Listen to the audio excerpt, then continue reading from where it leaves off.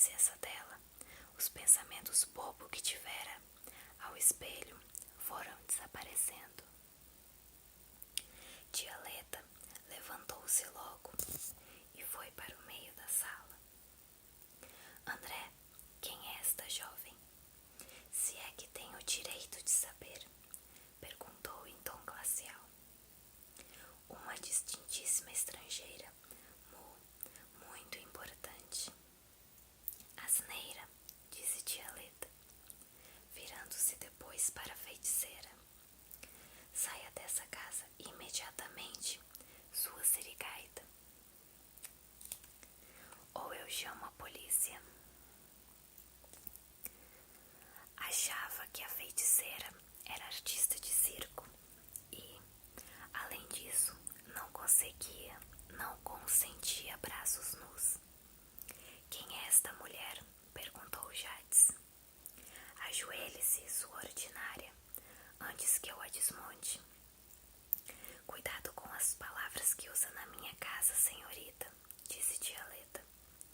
Nesse momento, tio André teve a impressão de que a rainha ficara ainda mais alta. Seus olhos faiscavam. Estendeu o braço e pronunciou umas palavras de som assustador, como fizera para destruir o portal de Charm. Nada aconteceu. Tia Leta, pensando que aquelas palavras horríveis fossem um inglês mal falado, disse: já estou entendendo. A mulher está bêbada, completamente bêbada. Nem pode falar direito. Deve ter sido horrível para a feiticeira perceber que o seu poder de reduzir as pessoas a pó não funcionava em nosso mundo. Mas só perdeu a compostura durante um segundo. Sem gastar tempo com palavras, agarrou tia Leta pelo pescoço e joelhos, levantou-a para cima da cabeça, como se fosse um boneco de pano, e fez o lançamento, enquanto tia Leta rodopiava no ar. A empregada, que estava tendo dia de maravilhosa animação, enfiou a cabeça na porta e disse: o cabriolé chegou. Vamos, escravo, disse a feiticeira para tio André. Ele tentou resmungar qualquer coisa como uma lamentável violência, mas ficou mudo ao erguer os olhos para a rainha, que conduziu para fora da casa. Tigre veio correndo pelas escadas e chegou a tempo de ver a porta da rua sendo fechada. Puxa, agora ela está solta em Londres. E com tio André, pode acontecer tudo neste mundo. Oh, seu Tigre, disse a empregada, que estava vivendo um dia maravilhoso. Acho que Dona Letícia está um pouco machucada. Ambos correram para a sala de estar. Se tia Leta tivesse caído na madeira do assoalho ou mesmo no tapete, teria de certo quebrado todos os ossos. Mas por pura sorte havia caído no colchão. Era uma velha dura, como costumavam ser as tias solteironas daquele tempo. Depois que cheirou seus sais, descansou por alguns minutos e disse que não era nada. Apenas algumas manchas roxas. Não demorou a comandar a situação, falando à empregada: Sara, vá imediatamente à delegacia dizer que há uma doida solta por aí. Eu mesma levo o almoço de Dona Mabel. Dona Mabel era mãe de Tigre. Depois de almoçar com a tia, o menino pôs-se a pensar profundamente. O problema era o seguinte: como enviar a feiticeira para o mundo dela, ou pelo menos expulsá-la do nosso mundo o mais cedo possível. O importante, fosse como fosse, era impedir que ela continuasse a tumultuar a casa. Não podia, de maneira nenhuma, ser vista por sua mãe. Igualmente, se possível, não deveria tumultuar a cidade de Londres. Tigre não estava na sala de estar quando ela tentou desmontar tia Leta, mas tinha assistido ao desmonte do portal de Charn. Não sabia que ela perdera seus medonhos poderes em nosso mundo, mas sabia que pretendia conquistar a Inglaterra e o resto. Naquele momento só podia estar desmontando o palácio de Buckingham ou o parlamento. Muitos policiais já deviam estar reduzidos a pó. Haveria alguma coisa que pudesse fazer? Os anéis funcionam como irmãs, pensava ele. Se eu tocar nela e agarrar o amarelo, iremos para o bosque entre dois mundos. Será que ela perderá suas forças de novo ao chegar lá? Ou foi apenas o choque da primeira experiência? Tenho de arriscar. E como é que eu vou encontrar aquela imbecil aqui em Londres? Aliás, acho que tia Leta não me deixará sair se eu não disser aonde vou. E o dinheiro que tenho não dá nem para a condução. Nem sei onde começar a procurar. Será que tio André ainda está com ela? Por fim, concluiu que só podia fazer uma coisa: esperar que tio André e a feiticeira voltassem. Se voltassem, agarraria a feiticeira, colocaria o anel amarelo antes que ela entrasse em casa. Tinha de ficar observando da porta da rua como um gato de olho num rato. Foi para a sala de jantar e amassou o rosto contra a vidraça. Podia ver os degraus da entrada e a rua, e ficou imaginando o que Polly estaria fazendo. A primeira meia hora escorreu lentamente. Polly havia chegado tarde para o jantar, com as meias e os sapatos muito molhados. Quando lhe perguntaram onde estivera e o que andara fazendo, respondeu que tinha saído com Diggory Kirke. Havia molhado os pés numa poça e estava num bosque. Onde era o bosque, não sabia. Em algum parque da cidade. Parecia com um parque. A mãe de Polly achou então que a filha havia ido sem dizer nada a ninguém a um lugar de Londres que não conhecia, brincando aí de chapinar em bolsas. Resultado, tinha sido uma menina muito levada e estaria proibida de brincar com o tal de Diggory, se aquilo acontecesse de novo. Não ganhou sobremesa e não devia sair do quarto durante 2 horas. Acontecia isso com muita frequência naquele tempo. Assim, enquanto Diggory estava de olho na janela da sala de estar, Polly estava estendida na cama, pensando, ambos como o tempo custa a passar. Acho que a situação de Diggory era pior. Polly tinha apenas de esperar que as 2 horas passassem, enquanto ele, ao ouvir qualquer barulho de rodas na rua, logo se sobressaltava pensando, são eles, para em seguida verificar que estava enganado. Entre esses falsos alarmes, o relógio continuava soando e uma mosca esvoaçava na vidraça, fora do alcance da mão. Era uma dessas casas que ficavam muito quietinhas e aborrecidas durante a tarde e que sempre cheiram a carne de carneiro. Um pequeno fato aconteceu durante a longa espera. Uma senhora chegou à porta trazendo umas uvas para a mãe de Diggory.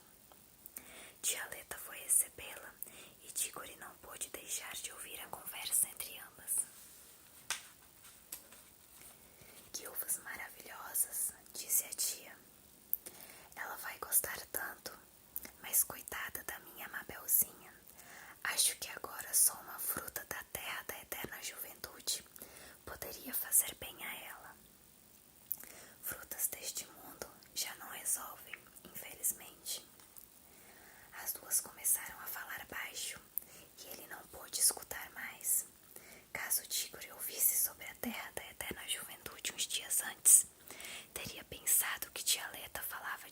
sem nenhum sentido verdadeiro ou especial, como é de costume entre as pessoas grandes.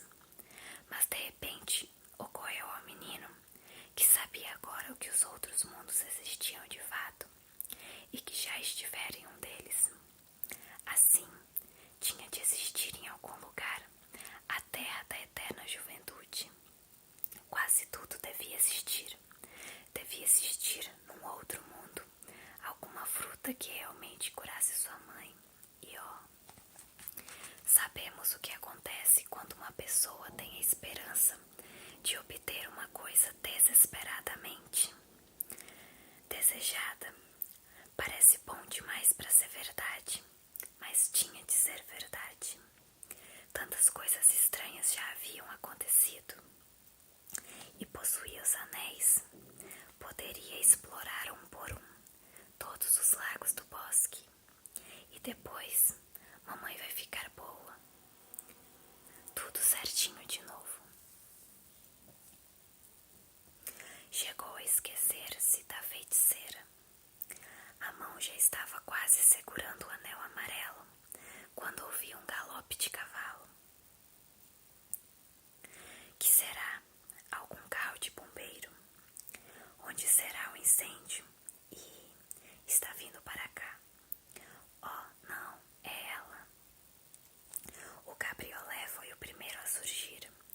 Não havia ninguém na boleia. No teto do cabriolé, não sentada, mas em pé, gingando com um equilíbrio magnífico, surgiu da esquina, com uma roda no ar e a toda velocidade, a rainha Jades, o terror de Charn. Seus dentes estavam à mostra, seus olhos relampejavam, seus compridos cabelos caídos nas costas brilhavam como a cauda de um cometa. Castigava o cavalo sem pena. As ventas do animal estavam dilatadas e vermelhas. Espumando, o cavalo galopou feito um doido até a porta de entrada e ergueu-se sobre as patas traseiras. O cabriolé bateu contra o poste, espalhando-se em pedaços por todos os lados. Com um salto acrobático, a feiticeira esquivou-se a tempo do choque e foi aterrissar no dorso do animal. Ajeitou-se na montaria e inclinou-se para frente, dizendo coisas ao ouvido do cavalo. E não era certamente coisas para acalmá-lo, mas para excitá-lo ainda mais. Outra vez, ele ergueu-se sobre as patas traseiras e começou a relinchar como se berrasse. Era todos olhos, patas e dentes. Só um exímio cavaleiro se aguentaria em cima dele. Antes que Tigre tomasse fôlego, novas coisas começaram a acontecer. Outro cabriolé parou aos pinotes atrás do primeiro. Deles saltaram um homem gordo, vestindo uma sobrecasaca, e um policial. Chegou depois mais um cabriolé, com 2 policiais. Umas 20 pessoas, na maioria meninos que não têm nada a fazer, apareceram em bicicletas, fazendo soar as campainhas, dando vivas e vaias. Por fim, surgiu um bando de gente a pé, rostos afogueados com a corrida, divertindo-se a valer. Janelas abriam-se em todas as casas da rua, e empregadas e mordomos surgiam em todas as portas. Queriam apreciar a bagunça. Enquanto isso, um velho senhor tentava desvencilhar-se dos restos do primeiro cabriolé.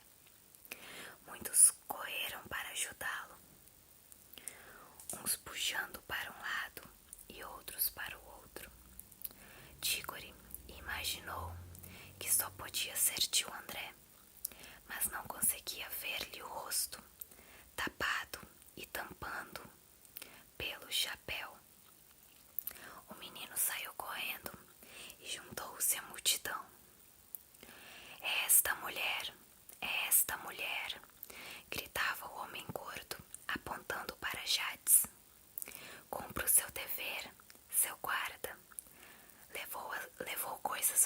valiosíssimas da minha loja. Veja só o cordão de pérolas no pescoço dela. É meu. E além disso, me deixou de olho roxo. Puxa, disse alguém na multidão. Que belo trabalho ela fez nesse olho, hein? A mulher é forte mesmo. Coloque um pedaço de carne crua no olho, senhor, recomendou um açougueiro. É tiro e queda. Um momento, falou o chefe da polícia. Que confusão é essa aqui? Foi o seguinte, Mas o gordo foi interrompido. Não deixe o cara do cabriolé fugir. O senhor de idade, que só podia ser tio André, tinha conseguido colocar-se em pé e esfregava suas escoriações. O policial virou-se para ele. Afinal, o que está acontecendo aqui? Oh, puf, uf. Era a voz do tio André de dentro da cartola. Pare com essa palhaçada, disse o policial, com a voz severa. Não é hora de ar. Tire logo essa cartola. Era mais fácil falar do que fazer. 2 policiais pegaram a cartola pela aba e arrancaram à força. Muito grato, disse tio André num fio de voz. Nossa, estou todo batido.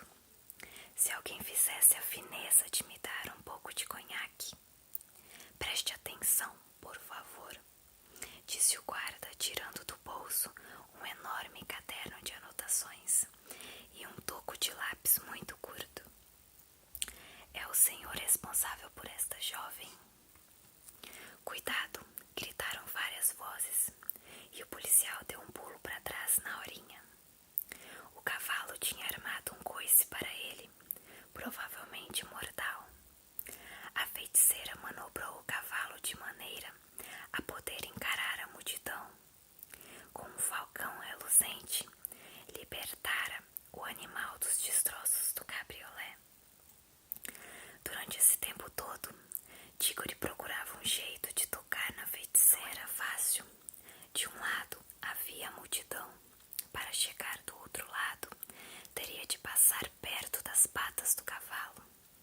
Assim, de dentes cerrados, o menino aguardava um momento favorável. Um homem de carão vermelho e chapéu coco tinha conseguido chegar à frente do ajuntamento. Ei, seu guarda, o cavalo que ela está montado é meu. O cabriolé que virou lenha também é meu. Um de cada vez, disse o policial. Mas a gente não tem tempo, replicou o cocheiro. Conheço bem este cavalo, não é igual aos outros. O pai dele foi da cavalaria. Se essa mulher continuar espicaçando ele, vai ter assassinato aqui. Deixe eu segurar ele. O policial só podia ficar satisfeito de ter um motivo para afastar-se do cavalo. O cocheiro deu mais um passo, olhou para Jades e disse, com uma voz até amável: eu seguro ele, a senhorita apeia. Afinal, a senhora é uma dama e não vai querer que esses desordeiros partam para cima da senhora. Melhor ir para casa direitinho e tomar um bom chá. Ao mesmo tempo, estendeu a mão para a cabeça do animal, dizendo: quieto, morango, quieto, companheiro. Aí, pela primeira vez, a feiticeira falou, dominando tudo: seu porco, tire esta mão suja daí. Eu sou Jades, a imperatriz. Bom, pessoal, e esse foi o capítulo 7. Eu espero que vocês tenham gostado. E se você quer